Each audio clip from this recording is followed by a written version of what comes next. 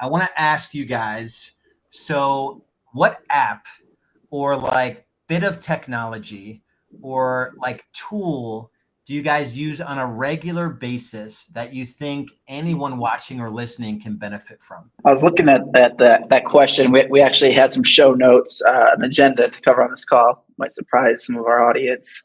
And man, I'm in this like phase right now where it's like less. Just kind of trying to delete the apps off my phone. And the only app that I probably would not delete would be my YouTube app.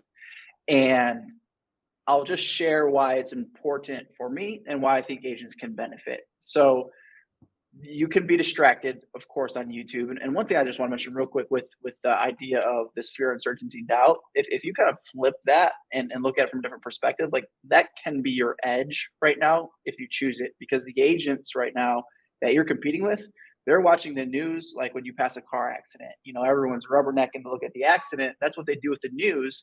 And then their world, their environment becomes that. So if you just stick with the right content, you'll actually you'll get your unfair share through a market like we're in right now. But the YouTube app. So the way I recommend you use it is downloads. So for YouTube Premium, it's like $15 a month. Pay for it. The benefit you get is no commercials. You can listen to the app, listen to YouTube videos while the app is closed. So you can be working out, you can be driving, you can be on a different app while YouTube's playing in the background. Like I'll be doing something on my phone with YouTube in the background, so still getting the content. I'll be working out with YouTube on, I'll be driving with YouTube on. That's a cool feature. The downloads, so you can watch YouTube videos on the plane. You know, don't just take the 3-hour plane, the flight to just watch, you know, what the newest shows are, the newest movies. Have the content that you're trying to consume to get better pre-downloaded for that flight. I love to do that. It's a great time to consume great content, to journal, to think using specific content. That's also a great way if you struggle with getting distracted on YouTube. Just download the specific content you want to watch and only stick to your downloads. That's where I'm really getting information on everything right now. It's a great way to ask questions. Whatever question you have, if you put it in YouTube, you'll find someone that can answer that question in a really good way. So that's the app I'm loving right now. My only warning would be just don't get too distracted by it, because suggested videos can be really good. But for the most part, if you're searching the right stuff, the suggested videos will actually be really helpful. You'll be exposed to new creators, new thought processes, new information that will really help you. Just make sure you also, guard, put those blinders on if you're the horse that needs it, and just be mindful opening that app and getting into it if that's you. Awesome, Yeah, John. How about you, John?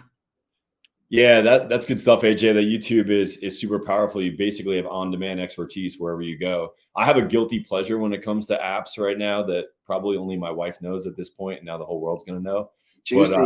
But I'm addicted to the Zillow app. And the reason I love the Zillow app is because, unlike, maybe your real estate app that you have in your local market, this is like every market, right? So we spent a year and a half traveling the country, and I fell in love with a couple different markets. I want to get a place down in Alice Beach in Florida. And so I have like these different markets that I track, where I came from back home, where I was doing real estate in North Carolina. And dude, I just love it. And I think what it speaks to is, as real estate agents, it's super important that you're an expert on your market. And although I haven't sold real estate in a number of years personally, like if I go out into my town in Bozeman, like I probably know the inventory better than the agents that are selling real estate. Because when it comes to downtown Bozeman, I know every single property. I know why it's good. I know when it comes up before the agents do. Like I just know it. And it's that app on my phone that keeps me connected to that market. So probably a little bit of a waste of time for me, but what I would impress upon you if you're listening to this is like all the things that you can do right are important. But if you're not a market expert, then like, why should somebody want to buy or sell with you? Like, be the market expert. Dude, I'm right there with you on the Zillow app, man. There's like 3 markets I check every single day manually. And then there's 6, 7 markets I check once a week. So I always got to do like last 7 days for those markets to see the new listings. Well, there's like 3 markets. It's like last 1 day for new listings. And I'm just like, boom, expert on those markets. It's fun. I love it. That's awesome. So it probably won't surprise these guys what my favorite. I do have my home screen has 16 apps on it, so I keep it super tidy.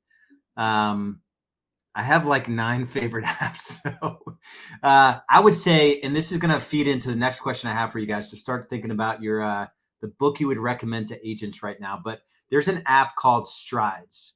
So it's one of those habit tracker apps where I just haven't been able to achieve anything. And AJ, you turned us on to Habit Share as well. So it's a version of that. Okay. Which I even like that one a little bit better because you can share habits with an accountability partner. But in general, a habit tracking app, so I've got, sleep 7.5 hours, weigh myself every day, drink a healthy shake, take my vitamins, read Bible and meditate, 20+ minute workout every day, infrared sauna, drink a gallon of water, no cheat meals, and 5-minute journal. So those are my daily habits. If I do all of those, I don't have any business habits in there. I probably need to commit to my to a few there in one of the businesses that we're involved in. But if I do those things every day, like I just know I've had a good day, and I have not been able to achieve anything in any business in any area of my life that didn't involve an underlying habit. And the book, and maybe I'll choose a different book for the next question, but the book Atomic Habits, we all are the result of our habits, good or bad. So using the fitness example, if you're 50 pounds overweight and you can't, run a mile, you're just the result of habits. It's not like your defamation of character or you're a bad person or it's none of that. It's just the habits that you put in place. They've just become a part of the way you operate it, and it's led you to a place where you're probably not where you want to be physically, right? You can't play with your kids. You have no energy left at the end of the day because you're not putting good habits in place. So that some kind of habit tracking app, I think, is going to be like almost mandatory if you want to succeed. And maybe they're just like 3 or 4 things that you're tracking in business. But anyway, so that's my favorite.